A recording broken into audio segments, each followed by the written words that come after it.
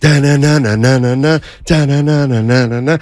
Willard and Dibs in the house. I like a happy Steiny. I like musical Steiny. I like happy Steiny. Still my favorite show that you guys have ever done when you turned into Phil Collins an outlier. as the Warriors were getting ready to play the adorable ones. That was a good night. That was except for the Warriors totally choked on the open net. But anyway, that was an outlier. Yeah, that was an outlier. Well, just feel free to go there whenever you feel it. All right. I mean, I can do that. Yep. How are we feeling? What do we?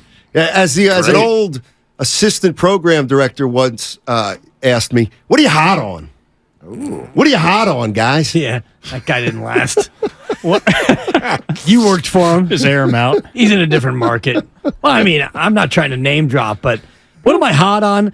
I'm hot on what you talked about earlier, and it was a great conversation about Brock Purdy, the rookie deal, and what that means for the window, because the window is open. You got a QB making $800,000-ish, and you've got 2.5 years of not even rookie deal money, but like super bargain basement quarterback money. And so you got 2.5 years to get it done. Should they win a Super Bowl in that 2.5 years? Absolutely. And if they don't, who bears the brunt? Mm-hmm. Wow. I mean, I said, I like it. Yeah, it's my Steiny. No, it's true, but also, okay, who's to blame if they don't? Who's to blame? Well, I got to know how it looked. Why didn't they? Because if I asked you, who's to blame for them not winning it last year?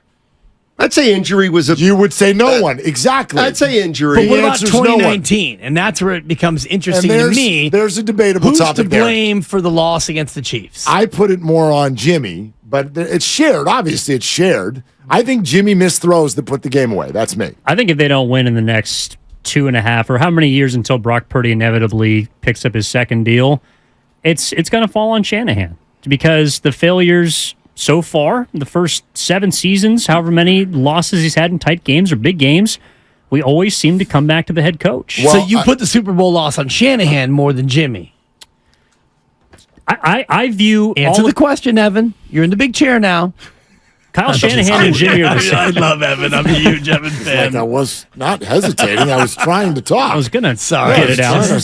I'm used to guru, quick, rapid fire. Yeah, Don't worry. I promise I won't Dibs is step on you. always interrupting people. Go ahead. I know usually Goo will kind of step on there, but that's just not me. I think that thank you, Goo. I think Kyle Shanahan bears the responsibility because I view his quarterback in many ways as an extension of him. I think Jimmy Garoppolo, that's how I looked at him.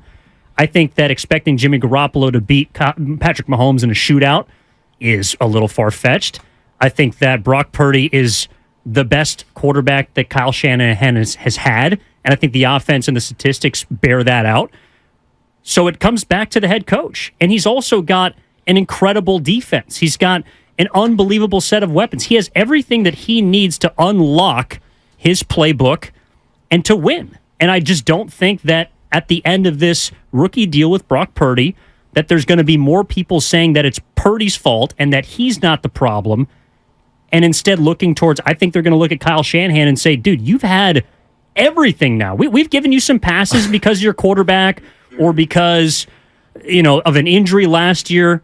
There's been excuses for you. There's no excuse at this point to me for them not to win it. But look how we rile ourselves up. Like it almost sounds like you're mad.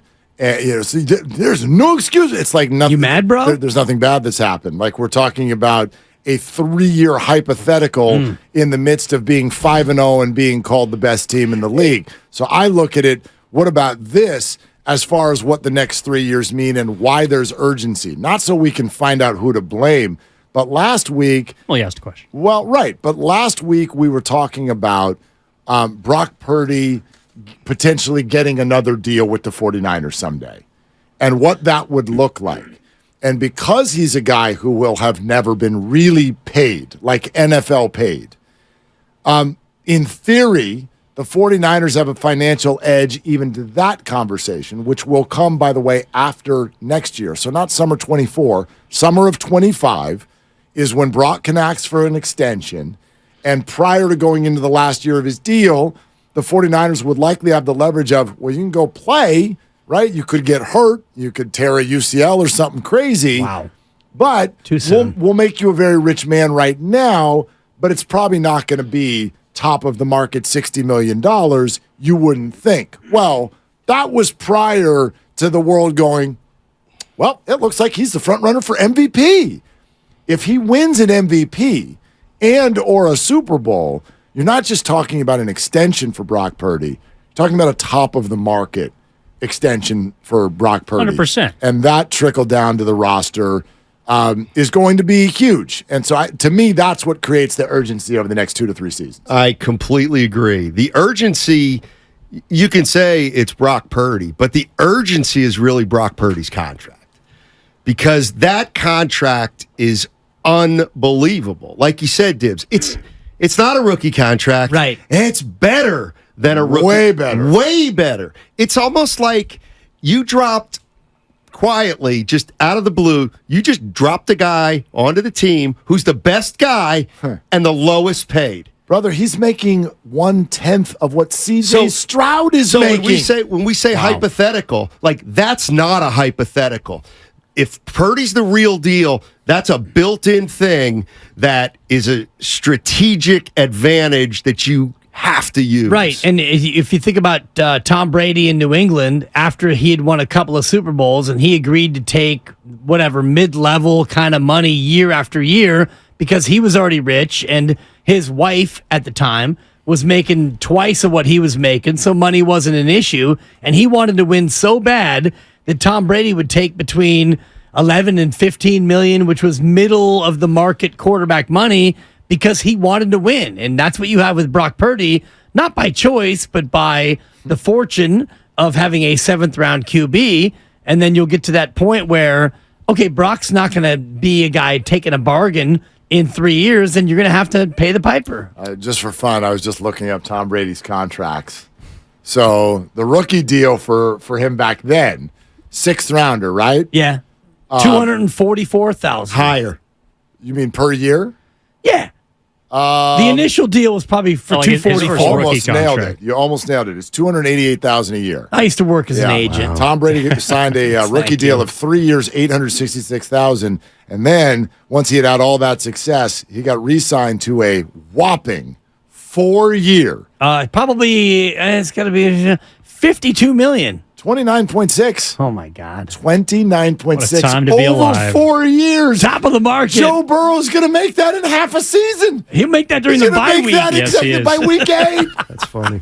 That's- One thing I was thinking, like this, Wow. but this is Wasn't even 20 years ago. Yeah. This is, and to me, this is kind of similar to, obviously, Trey Lance could have been this guy, and that would have been the same result. But, like, the Warriors, that's why the Wiseman thing hurts.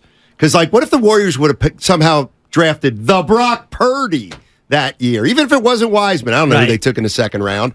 But you know what I mean? Like, like the last pick of the second round turning into your star. Exactly. Like Isaiah Thomas was, I think, the Mr. Irrelevant of his draft. The younger one, not the Pistons one. Like that guy turning into an MVP caliber player in his first full season. Like not even the Warriors caught this kind of break when Stephen Curry was re-signed to the point where he is like the 6th highest paid player in 2015. Yeah. Like they caught a break and were allowed to have a lot around him because of the deal he signed when he was injured. Yep.